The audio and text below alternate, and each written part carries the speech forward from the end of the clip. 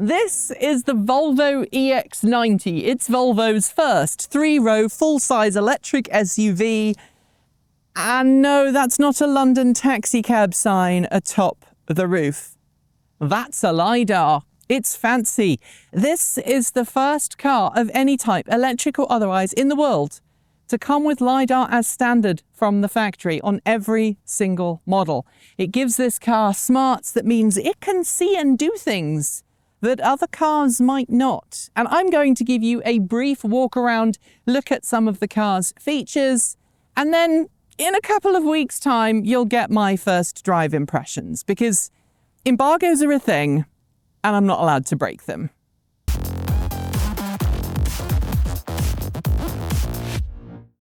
Unlike many electric SUVs in the marketplace, this does actually have a front trunk, or a frunk as we are all used to calling it, complete with this rather natty weather sealing around it that should prevent the worst of outside from coming inside. The problem? Well, this frunk space is pretty tiny. Like, not useful for your shopping or anything like that. There's a place here for your windshield washer fluid. And then in here, well, let's be clear, this is primarily a space for your warning triangle, your emergency jack, maybe, if you can find one that will fit, and maybe your charge cable. And there is a special hole for your emergency tire sealer and air pump. And you know what that means, don't you? Yeah. No spare tire. In order to get the very maximum efficiency out of this very large piece of not Swedish metal, this is made in the USA, by the way, you have aerodynamic dams here that automatically open and close as required. Behind here is the radiator for the cooling system. If it's not needed, this remains closed to improve your aerodynamics. It only opens when you need extra cooling. I should point out that today it is over 100 degrees Fahrenheit where we are filming, and this has remained closed right now, but once the car starts up, it will automatically open. Of course, this is also important if you live in a cold climate, because it means that snow and ice and other nasties is not going to get in and start to cause problems for your radiator, which can be a problem on any car, gasoline or electric. At the front, you've got your sensor array and also a front camera. And then in the center of the windshield, or rather above the center of the windshield, you have the car's LiDAR system. This is the first mass-produced EV to come as standard with LiDAR of any make or model. And of course, you also get the very flat aerodynamic front end here, complete with the updated Volvo badge. It's not quite as tactile as Volvo badges of old. There are no sharp edges to it, but that all helps with aerodynamic capabilities. The smoother the badge, the more easily air will flow over it, the less weird aerodynamic things will happen, and the more miles you will get for your kilowatt hours. And finishing off the front end of the EX90, we of course have lights. We have headlights here and some running lights down here. But unlike most Volvos that have been made in the last 20 years, all of which feature these Thor's hammer headlights, these ones have gone on a bit of a diet. They are a lot slimmer and svelter than you might have seen in previous Volvo cars. These are Thor after he stopped eating junk food. Pretty good. Being the twin motor performance variant of the EX90, we have these massive 22-inch aerodynamic alloy wheels. They're not the most efficient wheels that you can get for this car, but obviously it's the higher end model, and therefore it always gets the larger wheels. I wish that we could make fuel efficiency a little bit more sexy, but hey, it is what it is. And these wheels look pretty natty, I think, especially paired with this paint job. The first time I saw this paint, I just thought, oh yay, another gunmetal grey blue. But you know what? In the sunlight, it does look really nice, and it's a very Volvo-esque colour. Also very Volvo-esque is the side profile of the EX90. This is evolutionary rather than revolutionary.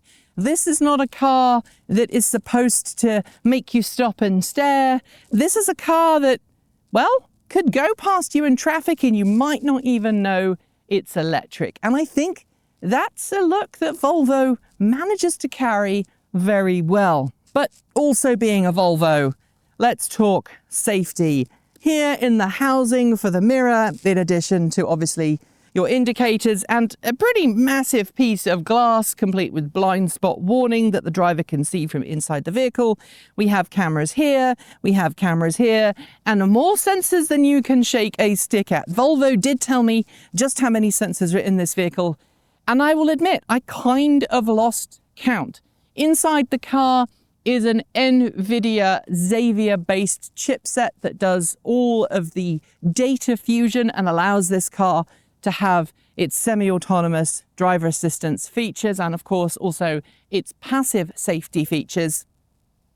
But the sensors are hidden in a way that don't make you instantly feel that this car is looking at the world around you. But it is, from every angle. Moving back, you have these self-presenting door handles. Right now, you can open it, but if you lock the car with your smartphone app, let me do that right now, the door handles disappear. And of course, as you're driving, these remain flat, improving aerodynamic drag and ensuring that you can go further per charge. This is a big car. It's over 5,000 pounds US. It's also got a massive battery pack, 107 kilowatt hours usable. It's just unlocked itself. I'll talk about the doors in a second. And so it needs every ounce of extra aerodynamic help it can possibly get. And aerodynamics is something that Volvo's worked very hard on this vehicle. Obviously, in addition to the LiDAR on the roof, which is housed in an aerodynamic space, Volvo has tried to tweak this car to make it as drivable as possible for the everyday person in the street. Now, I can't share my driving experiences with you. That's on embargo, and you'll see that around about the time that we head off to Everything Electric in Vancouver, Canada. Still time to get your tickets, by the way. Follow the link in the description below. But, well, I'll tell you whether that works or not.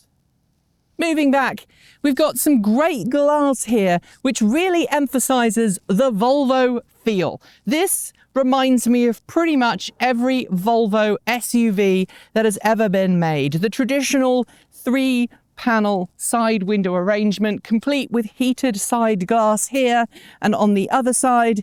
And on the back, of course, you've got a sizable rear hatch, complete with a rear wipe wash function, because after all, this is a Volvo, and Volvos have to drive in snow and all kinds of other stuff in Northern Europe.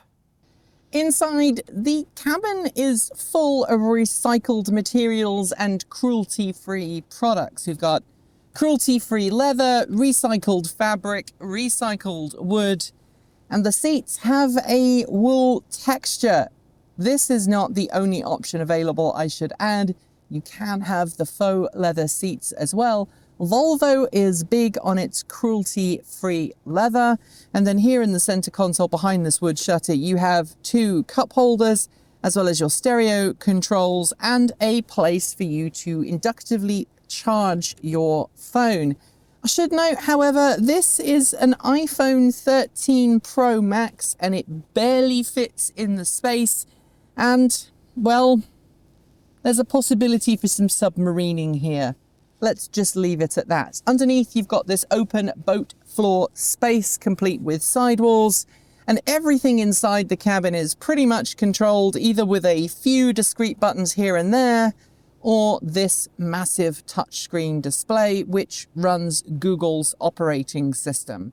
It can sometimes cause some issues, though, for basic functionality. For example, there's no glove box button. Instead, you have to do it digitally, which is something Tesla's been doing for years.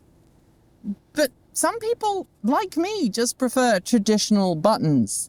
Talking about buttons, while there are electric windows all around, you only have 2 electric window controls.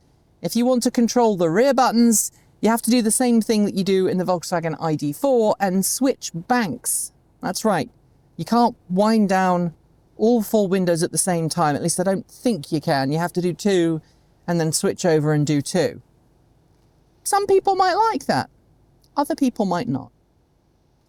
Up here, you've got Volvo's safety features and emergency calling capabilities.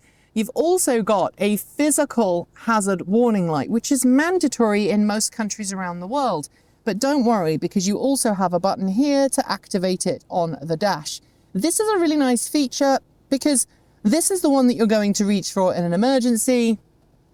That's the one you're going to reach for if something was to go wrong with your touchscreen display.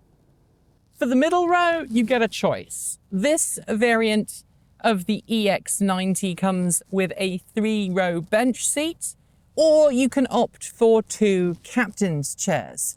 But don't worry, because even if you pick the 3-row seats, each seat is individually adjustable, forwards and backwards. You can also fold down these seats to gain access to the rear. In the rear row, you can seat 2 adults, but while I technically fit, if somebody in the 2nd row has particularly long legs, it's going to be a cramped trip. The other thing is, I basically have no headroom, so I'm leant forwards. If I try and sit back, I end up with a cricked neck. So while this is technically a 7-seater, it's really a 5+2. That's 5 adults and 2 kids, or 2 dogs and 5 people, or more luggage, because this 3rd row also folds flat. I wish there was a little bit more space in the back of this SUV, but, well, Volvo's tried to make this roof as sweeping as possible for aerodynamic qualities, and unlike the brick shape of the Kia EV9, this means that, well, I don't have much in the way of headroom. What I do have, though, is my own AC vent, which is kind of nice. Not all 3-row SUVs have them. I've got a vent here, there's one on the other side, and of course the middle row have their own vents as well, hidden in the B-pillar and also behind the center console. And in addition to your own air conditioning vent, you also get power wherever you happen to be seated in this car. There's power for the 2nd row seats, USB-C sockets, and you get some USB back here too. So if you do have a family of kids and you're going on a long road trip in your EX90, they will be able to keep their devices charged as you drive along. But, well, I don't think there's a huge amount of space in the back for spot if these seats are occupied. That said, there is a 12-volt accessory outlet in the boot, which means that you can run a cooler. At the rear of the EX90, you have the obligatory for Volvo side safety lights. These have been a feature of pretty much every Volvo SUV since I was little, and I'm not going to tell you how long ago that was. But you also get some other neat features that are pretty standard items for all Volvo SUVs, including the hands-free tailgate if you're someone who likes waggling your foot underneath the rear of your vehicle to get the tailgate to open. It should work for you. It never works for me, and I've never understood why. Maybe my feet are invisible to such a system. You also have some buttons in the tailgate here that allow you to close the tailgate if you need to, and also lock the vehicle when the tailgate closes. It's a feature that not every car has, but it's very useful, especially if you're heading out with eager kids on a country walk somewhere, and this is the last thing to close because you've just let the dogs out. As we're back here, let's talk about luggage space. As you can see, there's not a huge amount here, and while there is an underfloor area, it's not particularly deep or particularly cavernous. And it has this... I think this is for charging cables when you actually get a production vehicle, but the floor in this basement area, as we'll call it, is not flat and is not going to be useful for storing large, heavy items. And this area here is not particularly large either. We actually checked earlier today, and this load space is smaller than the load space found in the Kia EV9 when all 3 rows are occupied. And in keeping with 3-row occupation, you're not going to be able to fit much back here, be it a dog or a large amount of shopping. But if you do have large dogs, and I know if you're a Volvo owner, you probably do, there's a button here that allows you to seamlessly fold down the rear seats so Fido has more space to play. And if your dog is a little geriatric, don't worry, Volvo's got you. The EX90 will kneel, which means your dog can jump up far more easily. So there we have it, a brief walk around of the Volvo EX90 SUV. Sadly, this has a starting price in the US of just about $80,000. It goes up from there. I know it's not the affordable EV that we all want it to be, but those are the way the dice are rolled. Anyway, I'm going to be giving you my first driving impressions of this car in a few weeks' time. Our embargo breaks in the first week of September, and I want you to know that we're not actually going to drop our first drive impressions the day the embargo breaks, because when that happens, you get everyone doing the same thing, and then the algorithm never picks up the videos. So we're going to wait a day or two, and we're going to push this as we head to Everything Electric in Vancouver this coming September. You can still get your tickets now by following the link below and using the code TRANSPORTEVOLVED at checkout to get your discounted tickets, 20% off your tickets, and that will help us also because all of the proceeds from those tickets will come directly to us.